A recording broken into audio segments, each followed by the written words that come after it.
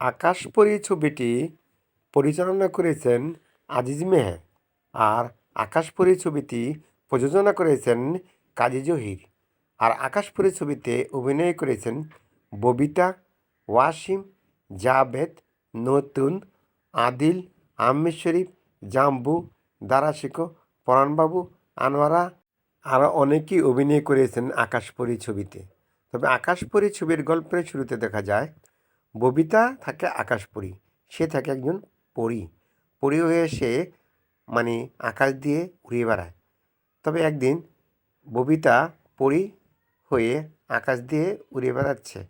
তো অনেক দূর থেকে দেখা যায় যে একটি যুবক মানে নদীর ঘাটে বসে মাছ ধরতেছে, মানে বংশী দিয়ে মাছ ধরতেছে। তখন ববিতায় গাছের উপর সে বসে পড়ে, বসে দেখে যে দেখি তো যুবকটা সৎ নাকি অসৎ। তখন ববিতার তার রূপটা পাল্টে ফেলে, মানে তার পরীর যে বেশটা তাকে সে পাল্টিয়ে সে সাধারণ একটি মেয়ে হয়ে তার সামনে গিয়ে দাঁড়ায়। তখন ওয়াসিম যখন মাছ ধরতেছে নদীতে বসে, তখন ববিতা গিয়ে একটা ঢিল ছুঁড়ে নদীতে। তখন ওয়াসিম পিছনে ঘুরিয়ে দেখে যে ববিতাকে। তখন ওয়াসিম বলে, আপনি কে?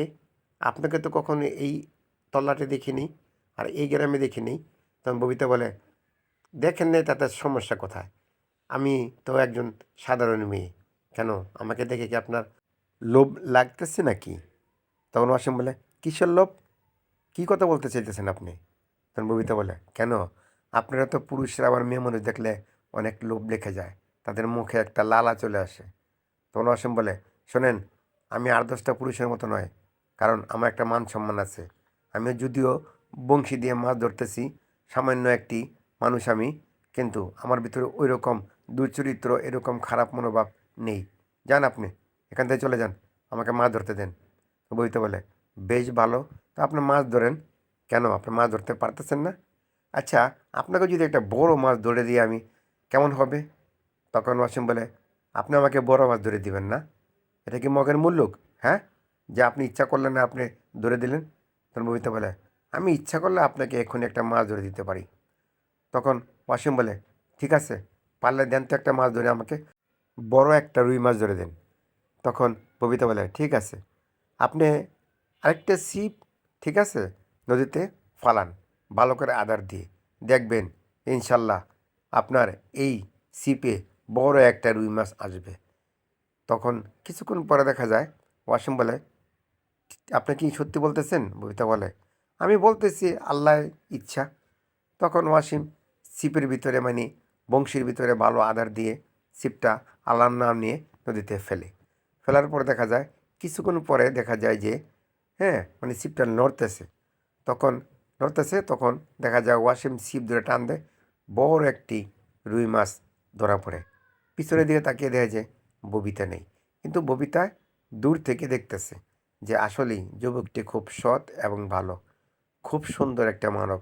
মানুষ জাতির ভিতরে যে এত সুন্দর একজন মানুষ হয়, আমি যদি না দেখতাম আজকে এবং লক্ষ্য না করতাম, তার সাথে কথা না বলতাম, তাহলে আমি বুঝতেই পারতাম না যে মানব জাতি কত ভালো এবং কত মনের উদার এবং সৎ হয়। তবে সবাই সৎ হয় না। তখন কিছুক্ষণ পরে দেখা যায় যে ওয়াসিম ভাবতেছে, এত বড় মাছ তো আমি কখনোই ধরতে পারিনি নদী থেকে, আজকে কীভাবে ধরলাম?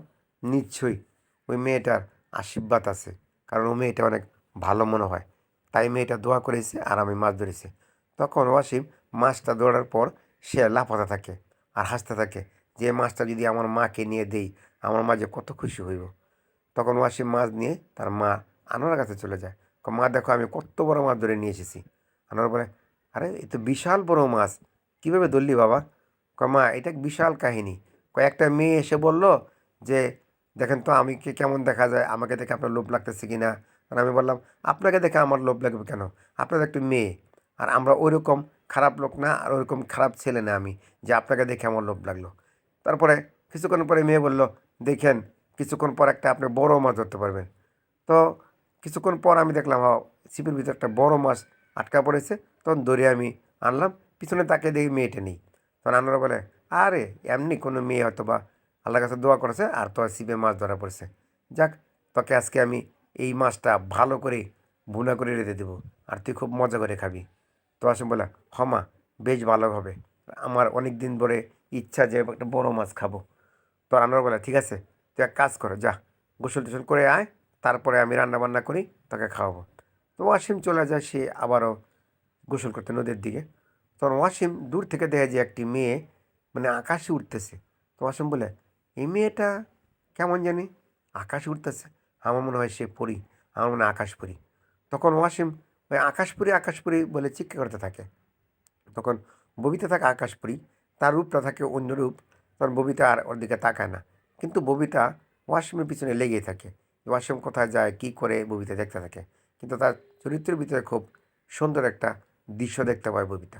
তখন ববিতায় চলে যায় তার পরিরাজ্যে, সেখানে গিয়ে তার মাতা থাকে এবং তার পিতা থাকে। তার পিতামাতাকে বলে, আচ্ছা আব্বা হুজুর, আমি হুজুর, আমি যদি মানুষ হতাম তাহলে কেমন হতো? তাহলে তো আমি অবশ্যই মানব জাতিকে বিয়ে করতে পারতাম, তাই না? তখন ববিতার আম্মা বলে, অবশ্যই তুই মানব জাতিকে বিয়ে করতে পারতি। তখন তার আব্বা বলে, অবশ্যই তুমি তখন মানব জাতিকে তোমাকে বিয়ে করতে হবে। তখন ববিতা বলে, আচ্ছা আমি তো এখন পড়ি, তাহলে আমি কাকে বিয়ে করব? তুমি এখন পরিরাজ্যের যে কোনো যুবক, যে কোনো মানে পরিরাজ্যের যে ভালো পরী এবং যুবক পরী আছে, তাদেরকে তোমার বিয়ে করতে হবে। আচ্ছা আব্বা হুজুর, আমি কি কি কখনোই মানব অথবা মানুষকে যদি আমি ভালোবাসি এবং তাকে কি আমি বিয়ে করতে পারবো না? তখন দেখা যায় যে ববিতার আব্বা এবং আম্মা বলে, হ্যাঁ, এটা অসম্ভব বলে কিছু না, কিন্তু তুমি যদি একবার মানব জাতিকে বিয়ে করো এবং মানব জাতির সাথে যদি তোমার ঘর সংসার হয়, তাহলে তুমি আর পরিরাজ্যে প্রবেশ করতে পারবে না। কারণ পরিরাজ্যের ভিতরে যারা বসবাস করে, যেমন তাদের আয়ু অনেক বেশি, অনেক লম্বা, কিন্তু মানব জাতির আয়ু কিন্তু বেশি দিন নয়, মাত্র 60, 70, 80, 90, 100 অথবা 120 বছর। কিন্তু পরিরাজ্যে যে পরিদের আয়ু, 1500 বছর, 2000 বছর, 2500 বছর, এক একটা পরী তারা জীবিত থাকে। তখন ববিতা বলে, আচ্ছা ঠিক আছে আব্বু হচ্ছে, তাহলে আমি আসি। তখন ববিতা ভাবতে থাকে, আচ্ছা জীবন একবার পেয়েছি এবং আল্লাহ তাআলা আমাকে পরী বানিয়েছে, তো আমি আকাশ পড়ি, কিন্তু অথবা মৃত্যু তো একদিন না একদিন হবে। তবে আমি যদি ওই যুবকটিকে ভালোবেসে তাকে যদি বিয়ে করি, মাত্র 60 বছরও বাঁচি, তারপরেও তো আমি আল্লাহর কাছে বলতে পারবো যে আমি যাকে চেয়েছিলাম তাকে পেয়েছি। তো ববিতা এগুলি ভেবে সে চলে যায় আবারও পুরীরাজ্যে। তখন দেখে যে জাবেদ আর নতুন তারা গান গাচ্ছে এবং ভালোবাসার গান। তখন ববিতা দেখে এবং ববিতা দূর থেকে দেখে যে জাবেদ নাচতেছে এবং নতুন গান গাচ্ছে, তারা দুজন দুজনকে জড়িয়ে ধরতেছে। এদিকে ববিতা কল্পনা দেখতে থাকে ওয়াসিমকে নিয়ে সে জড়িয়ে ধরছে, তাকে চুমু খাচ্ছে, অথবা তার বক্ষে লুকিয়ে আছে, এরকম দৌড়দৌড়ি করতেছে। ওয়াসিমকে দেখে ববিতা কল্পনা করতে থাকে। তো এমন সময় জাবেদ হঠাৎ করে দেখে যে একটি মেয়ে আসতেছে, মানে ববিতার রূপটা পাল্টিয়ে সে সাধারণ মেয়ে আসতেছে। তখন জাবেদ গিয়ে বলে, আচ্ছা আপনাকে তো এই এলাকা তো কখনো দেখিনি, অথবা এই গ্রামে তো দেখিনি। তখন ববিতা বলে, আমি তো নতুন এসেছি, কারণ আমি আগে নানাদের বাসা থাকতাম, এখন আমরা ওইখান থেকে এখানে এসে নতুন বাড়ি করেছি। ও, নতুন বলে, ও তাই, তোমাকে তো কখনো দেখিনি, কারণ আমার তো বন্ধু বান্ধবী সবাইকে চেনা, আর তোমাকে তো এই প্রথমবার দেখলাম। আমার মনে হয় তুমি মনে হয় নতুন এসেছো, তাই না? তখন ববিতা বলে, আমি নতুন এসেছি। আচ্ছা জামাত বলে, ঠিক আছে, আমরা এখন চলে যাই। যখন ববিতা গ্রাম দিয়ে হেঁটে যাচ্ছে, এমন সময় রাজার একটা গাড়ি আসে, সেই গাড়ি থেকে আদিল এবং মতি এবং আরও কিছু লোক। তখন ববিতাকে দেখে তো আদিল নেমে আসে গাড়ি থেকে, অর্থাৎ ঘোড়ার গাড়ি যেটা বলে, সে গাড়ি থেকে নেমে এসে ববিতাকে দেখে বলে, তুমি তো অনেক সুন্দর, তুমি তো কত এই এলাকা কখনো দেখিনি, কারণ আমরা তো এই এলাকার জমিদার এবং রাজা, আর তুমি এত সুন্দর হয়ে এখানে চলাফেরা করতেছো। এমন পর্যায়ে দেখা যায় আদিল গিয়ে ববিতাকে জড়িয়ে ধরে, মানে তার ইজ্জত নষ্ট করার চেষ্টা করতে থাকে। এমন সময় ওয়াসিম এসে হাজির হয়। ওয়াসিম আদিলকে মেরে রক্তাক্ত করে এবং মতিকে মেরে রক্তাক্ত অবস্থায় গোড়ায় উঠিয়ে তাদেরকে বিদায় করে দেয়।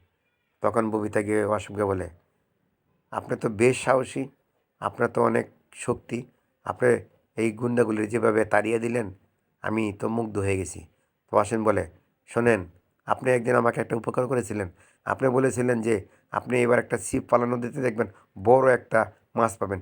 ঠিক সত্যি সত্যি আমি একটা বড় একটা রুই মাছ পেয়েছিলাম, কিন্তু আজ দেখলাম যে আপনার উপর আক্রমণ করেছে, হোক না সে রাজার সেনাপতি অথবা উজিরে আজম অথবা সৈন্যবাহিনী, তাতে কি? আমি তো সৎ, আমি তো সৎ যুবক, আমি তো সৎ হয়ে আপনার ইজ্জত নষ্ট করতে দিতে পারি না। আবার আপনি আমাকে একটি উপহার দিয়েছিলেন বড় একটা মাছ ধরে। তখন ববিতা বলে, ও তাই, সেই জন্য কি হ্যাঁ আমাকে আপনি বাঁচিয়েছেন? ওয়াসিম বলে, না, আমি আল্লাহর দিকে তাকিয়ে আপনার জীবন বাঁচিয়েছি, আপনার ইজ্জত বাঁচিয়েছি। ববিতা বলে, সাবাস, আল্লাহকে আপনাকে হায়াত দারাজ করুন, কারণ আপনি অনেক ভালো মানুষ। তবে প্রায়ই দেখা যায় যে ওয়াসিম ববিতা ববিতা নিজে এসে ওয়াসিমের সাথে কথাবার্তা বলে। এক পর্যায়ে ওয়াসিম এবং ববিতার প্রেম ভালোবাসা শুরু হয়ে যায়।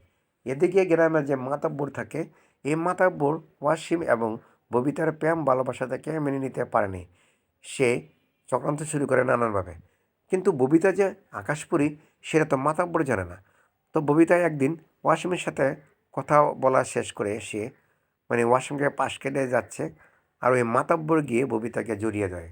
তখন ববিতাকে যখন জড়িয়ে ধরে, তখন ববিতা একটা অন্যরূপ একটা রূপ ধারণ করে যখন মাতব্বরকে থাপ্পড় মারা শুরু করে, তখন মাতব্বর বাঁচাও বাঁচাও বলে চিৎকার করতে দৌড়াতে থাকে।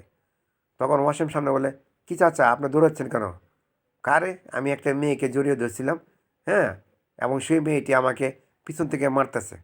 তখন ওয়াসিম বলে, আরে চাচা, আপনি মনে হয় ভুল করতেছেন, কে মারবো আপনাকে? তখন চাচা অর্থাৎ মাতব্বর বলে, আরে না, আমি সত্যি বলতেছি, আমি এখন পালাই। ওই মাতব্বর দৌড়াতে থাকে। তো ওয়াসিম বলে, আরে কী হইলো, ঘটনা কি বুঝতে পারলাম না। তো এমন সময় দেখা যায় ববিতা পিছন দিয়ে গিয়ে ওয়াসিমকে জড়িয়ে ধরে। তখন ওয়াসিম বলে, আরে তুমি, আমি তো ওই জায়গায় মাতবর চাচার কথা শুনতেছিলাম। তখন ববিতা বলে, মাতবর চাচা মানে? তো কী হয়েছে? তখন ওয়াসিম বলে, মাতবর চাচা নাকি একটা মেয়েকে জড়িয়ে ধরেছিল, আর মেয়েটি নাকি উল্টে থাপ্পড় দিতে দিতে ভয়ে নাকি মাতবর চাচা দৌড়াতে থাকতেছে। এমন সময় তাকে আমি ধরলাম। তখন ববিতা বলে, ওই লোকটা ভালো না, বদমাস, আমি দেখছি একটা মেয়েকে সে টানা আসতে করতেছে। তখন ববিতা বলে, আচ্ছা থাক, সে কথা থাক, এখন তুমি বাড়িতে যাও। তখন ওয়াসিম বলে, হ্যাঁ আমি তো বাড়িতে যাব, তুমি? তুমিও যাও।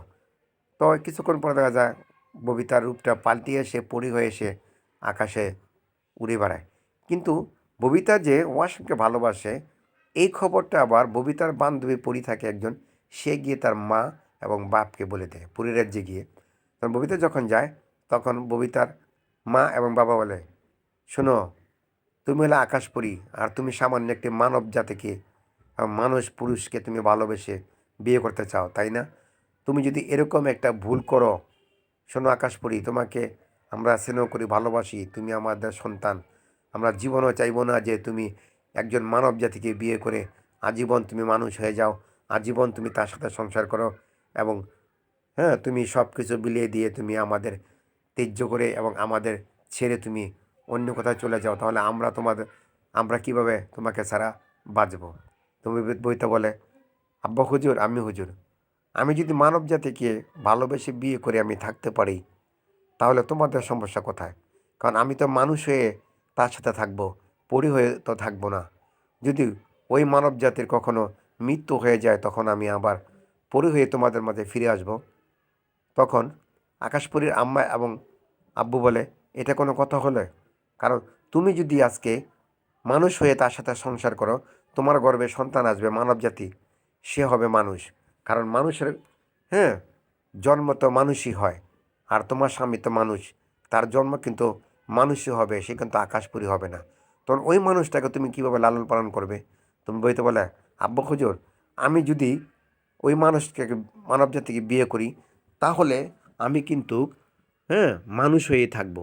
আর আমার ছেলে সন্তান যদি হয়, তাকে আমি সেবা যত্ন করি, আমি তাকে বড় করব, মানুষের মতো মানুষ করব।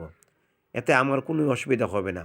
হয়তোবা আমি আর কোনো পরিরাজ্যের কোনো যুবককে বিয়ে করতে পারবো না, কিন্তু আমি তো মানুষ হয়ে মানে থাকতে পারবো, এবং আমার ভালোবাসাকে আমি কবুল করে নিতে পারবো। তখন ববিতার আম্মি বলে, দেখো, তুমি যদি এরকম সিদ্ধান্ত নাও, তাহলে কিন্তু আমরা তোমাকে ত্যায্য করতে বাধ্য হব, কারণ আমাদের অবাধ্য যদি তুমি হও তাহলে তুমি যে আকাশপরী, তুমি যে আমাদের সন্তান, সেটা কিন্তু আমরা ভুলে যাব। তখন ববিতা বলে, ভালোবাসার জন্য আমি সব কিছু ত্যাগ করতে পারি আমি হুজুর, কারণ আমি ওই যুবককে ভালোবেসেছি, হোক সে মানব, তারপরও আমি তাকে ভালোবেসেছি এবং তাকে আমি বিয়ে করে সারা জীবন এবং যতদিন পর্যন্ত ওই মানব বেঁচে থাকে, মানে আমার স্বামী বেঁচে থাকবো, ততদিন পর্যন্ত আমি মানব যেতে থাকবো। তারপরে যদি আমার ছেলে সন্তান হয়, ততদিন পর্যন্ত আমি আমার ছেলে সন্তানকে আমি আমি মানুষ করব এবং তাকে তাকে বড় করে তাদেরকে বিয়ে দিয়ে তাদের সেবা যত্ন করে আমি বাকি জীবনটা একের পর এক কাটিয়ে দেব। তখন ববিতার আব্বা এবং আমি বলে, আমি কিন্তু এখন অনেক রাগ করতেছি তোমার প্রতি, তুমি কিন্তু ভুল করতেছো, কারণ তুমি আকাশপরী আর সে হলো মানুষ। মানুষ এবং আকাশপরীর সাথে কখনোই মিল হতে পারে না, আর আমি কখনো হতে দেব না। তো ববিতা বলে, আপনারা যদি হতে না দেন সেটা আপনার ব্যাপার, কিন্তু আমি যেই সিদ্ধান্ত নিয়েছি সেইটাই হবে চূড়ান্ত সিদ্ধান্ত, কারণ আমি মানব জাতিকে ভালোবেসেছি, তাকে আমি বিয়ে করব, তাকে ছাড়া আমি বাঁচব না।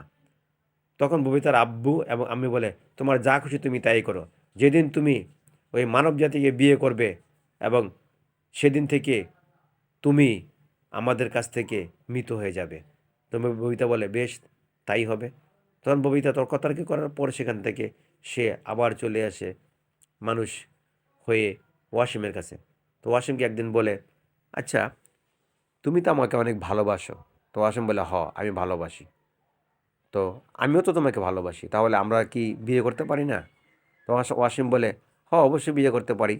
এমন পর্যায়ে দেখা যায় জাবেদ এবং নতুন চলে আসে। ও, তুমি কোন গ্রামে থাকো? ববিতাকে বলে। তখন ববিতা বলে, আমি ওই দেখা যায় না ওদিকে একটা নদী, ওই একটা বট গাছ দেখা যায় না, ওই বট গাছের পিছনে যে গ্রামটা না, সেই গ্রামে থাকি। আমি এই যুবকটাকে ভালোবাসি, সে অনেক ভালো মানুষ, তো তার টানে আমি এখানে ছুটে আসি। তখন জাবেদ বলে, বেশ ভালো। তখন ওয়াসিম বলে, বন্ধু, এই মেয়েটাকে আমি ভালোবাসি, এই মেয়েটা আমাকে বিয়ে করতে চায়, কেমন হবে? ভালো হবে, দুমদাম হবে, আমরা দুমদাম করে বিয়ে দেব। এমন সময় দেখা যায় আদিল তার লোকজন নিয়ে এখানে হাজির হয়। তা আদিল বলে, ওই দিন তুই আমাকে অনেক মেরেছিলি, আজ তোকে এমন মারা মারবো যা কখনো ভুলতে পারবি না। মানে এখানে শুরু হয়ে যায় মারামারি। আর ববিতা তো থাকে পড়ি, সে সে অন্য একটা রূপ ধরে সে ওই আদিল যে বাহিনী আছে তাদেরকে মারতে থাকে, কিন্তু কেউ বুঝতে পারে না। এক পর্যায়ে মায়ের খেয়ে তারা আবার চলে যায়। আদিল গিয়ে তার আব্বা হুজুর বাদশাকে বলে, আব্বা হুজুর, গ্রামে কিছু কিন্তু প্রজারা আমাদের মারে এবং আজকেও আমাদের মেরেছে। তখন রাজামশাই বলে, কি, কার এত বড় সাহস? কয়, ওই যে রসুলবাগ আছে না, এই রসুলবাগের যে আমাদের এলাকাটা, সেই এলাকায় দুইজন যুবক থাকে, একজনের নাম জাবেদ, একজনের নাম ওয়াসিম, আর দুইটা সুন্দরী মেয়ে থাকে, একজনের নাম হলো ববিতা, একজনের নাম নতুন। তারা চারজন মিলে আমাদেরকে মেরেছে। তখন রাজামশাই বলে, এত বড় স্পর্ধা, রাজার ছেলে মেয়েদের গায়ে হ্যাঁ মারে, হাত তোলে, তাদেরকে এই মুহূর্তে ধরে আনো। তখন দেখা যায় সেনাপতি উজির তারা গিয়ে ওয়াসিম, জাবেদ এবং নতুনকে ধরে নিয়ে আসে। ববিতাকে তারা খুঁজে পায় না, ববিতা পালিয়ে যায়। তো মানে সে আকাশে উড়ে যায়।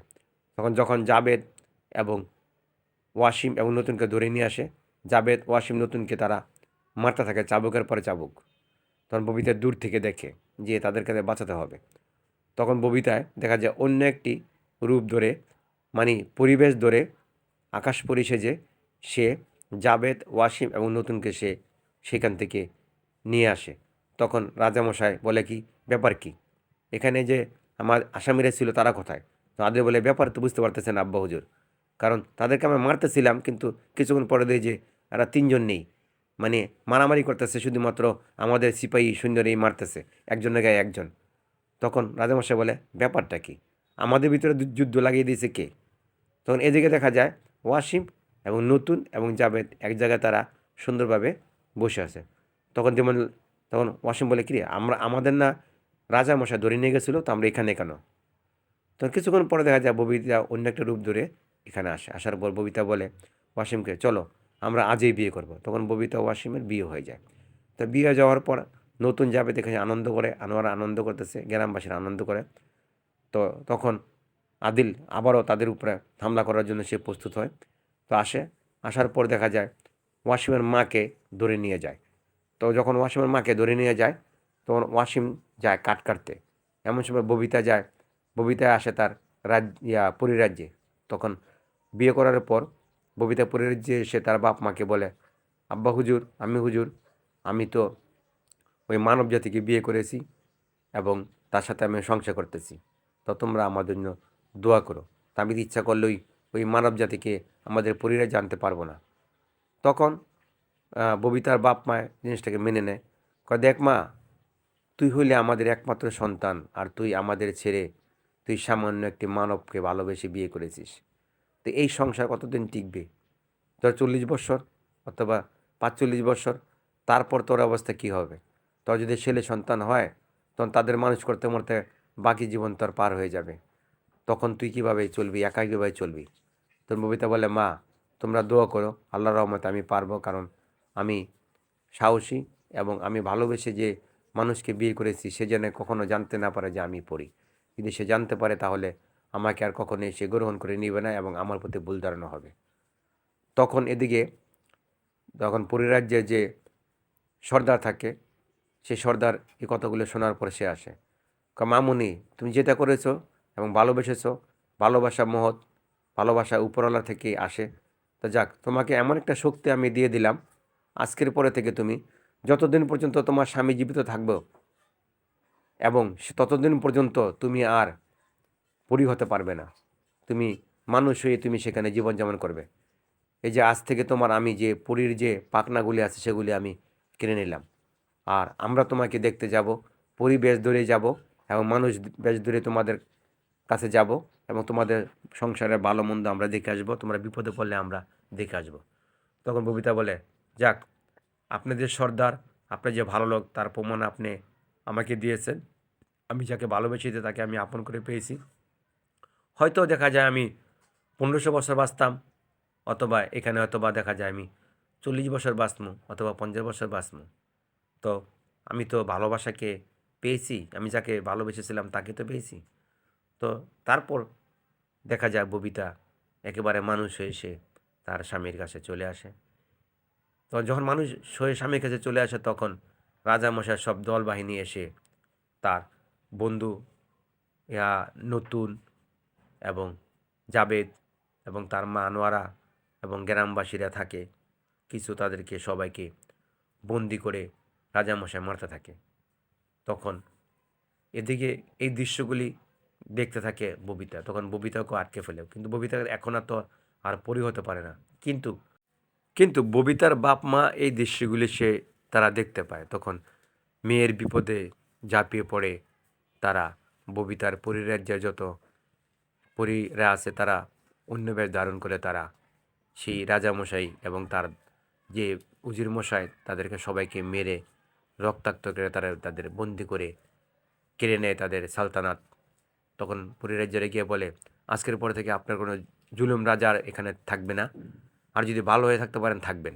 যদি প্রজাদের উপর কোনো অন্যায় নির্যাতন করেছেন তবে তখন আমরা কিন্তু এই পরিরাজ্যেরা আমরা আপনাকে ছেড়ে দেব না, আপনাদের সবাইকে বংশ নির্বংশ করে ফেলবো এবং সবাইকে তুলে নিয়ে আমরা আমাদের পরিরাজ্যে বন্দি করে রাখবো। তখন আদিল এবং তার রাজামশাই যারা সবাই বলে যে আমরা ভুল করেছি, অন্যায় করেছি, আমাদের এবারকার মতো আপনারা ক্ষমা করে দেন। আপনারা পরিরাজ্য থেকে এখানে এসেছেন মানব জাতির সেবা করার জন্য। যাক, আমরা আর আজকের পরে থেকে আর কোনো খারাপ কাজ করব না এবং খারাপভাবে চলবো না এবং খারাপ কোনো নজরে দেখব না, আমরা ভালো হয়ে যাব। তখন দেখা যায় পরিরাজ্য সাথে ববিতা ওই তার বাপ মার সাথে পরিচয় দেয় না। যদি ওয়াসিম জেনে যায় তো ওয়াসিমের বাপ মা সবাইকে ছেড়ে দেয়। তো ছাড়া দেওয়ার পরে তখন ওয়াসিম ববিতাকে বলে, চলো এবার আমরা যাই। তখন ববিতা গিয়ে বলে, যেন আপনাদের অনেক ধন্যবাদ, আপনারা এসে আমাদেরকে উদ্ধার করেছেন, আমাদের উপকার করেছেন, কারণ আপনারা আকাশপরী, আপনারা ভালো। তখন ওয়াসিম গিয়ে সবাইকে সালাম করে, আপনারা যে পরিরাজ্য থেকে এসে আমাদের উপকার করলেন এটা কখনো ভুলবো না, তো আমরা মনে রাখবো। তখন জাভেদ বলে, আপনারা পরি হয়ে যে আমাদের উপকার করেছেন এটা আমরা কখনো ভুলবো না। তো নতুন বলে, আপনারা পরি হয়ে যে আমাদের উপকার করেছেন আমরা কখনো ভুলবো না। তখন ববিতার বাপ মা বলে, যে কোনো বিপদে আমাদের ডাকবে, আমরা চলে আসব। তখন অনেক টাকা পয়সা ওয়াসিমকে মানে দেওয়ার চেষ্টা করে, তো ওয়াসিম বলে না, আমার তো কোনো টাকা পয়সা লাগবে না, শুধু আপনারা দোয়া করবেন যাতে আমরা ভালোভাবে চলতে পারি, সুখে শান্তিতে থাকতে পারি। তখন তারা চলে যায় তাদের সংসার নিয়ে, আর পরিরাজ্যেরা চলে আসে তাদের পরিরাজ্যে। তো এভাবেই আকাশপুরী ছবির গল্পটা শেষ হয়। কারণ ববিতা ওয়াসিমকে নিয়ে সংসার করতে থাকে, আর জাভেদ নতুনকে নিয়ে তাদের সংসার করে, তাদের গ্রামে শান্তি ফিরে আসে, রাজারা ভালো হয়ে যায়।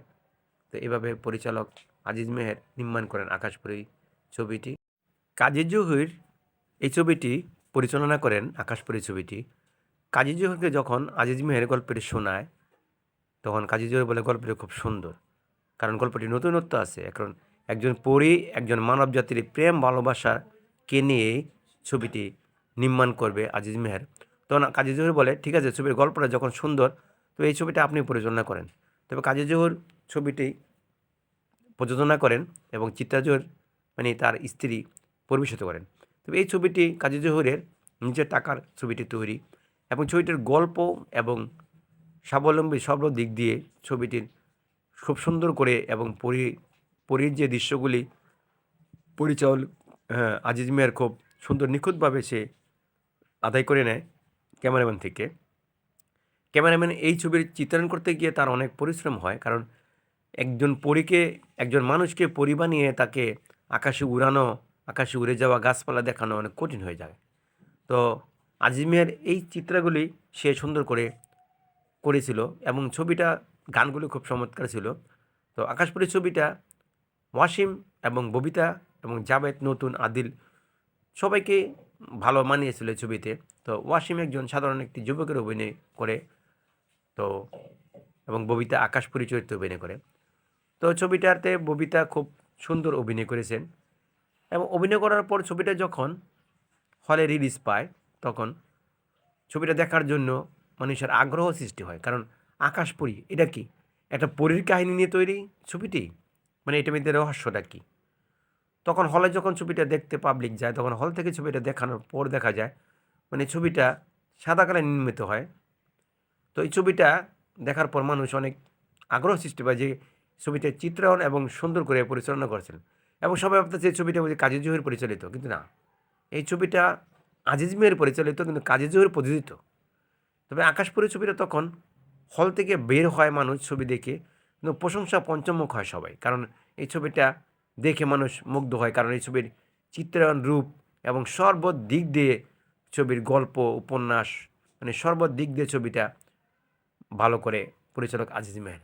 তো আকাশপুরী ছবির গল্পটাও সুন্দর এবং তার পরিচালনাও সুন্দর। এদিকে পরিরাজ্য দেখাইতে হয়েছে, একজন মানব জাতি দেখাইতে হয়েছে, সেখানে আবার পাতালপুরি দেখাইতে হয়েছে, আকাশপুরী দেখাইতে হয়েছে। এই সিনগুলি করতে আজিজ মেহেরের এই দৃশ্যপট করতে অনেক সময় লেগেছে, এবং পানির ভিতরে দিয়ে ক্যামেরা শ্যুট করে নেওয়া হয়েছে অনেক সময়। তবে সম্পূর্ণ কষ্ট এবং পরিশ্রমের পর ছবিটা যখন নির্মাণ করার পর হলে মুক্তি দেয়, তখন ছবিটা প্রচুরভাবে সফল এবং সফলতা লাভ করে। তখন আজিজ মেহের নিজেকে নিজে একজন পরিচালক হিসাবে দাবি করে যে হ্যাঁ, আমি একজন পরিচালক, কারণ আমি একটা ছবি করেছি, একটা ছবি সুপার ডুপার হিট হয়েছে। তো কাজী জহুর অনেক প্রশংসা করে আজিজ মেহেরে। তবে ছবিটা সুপার ডুপার হিট সেই সময় ব্যবসা হয়, এবং ছবিটা মানুষের নজর কাড়ে এবং মানুষ খুব পছন্দ করে।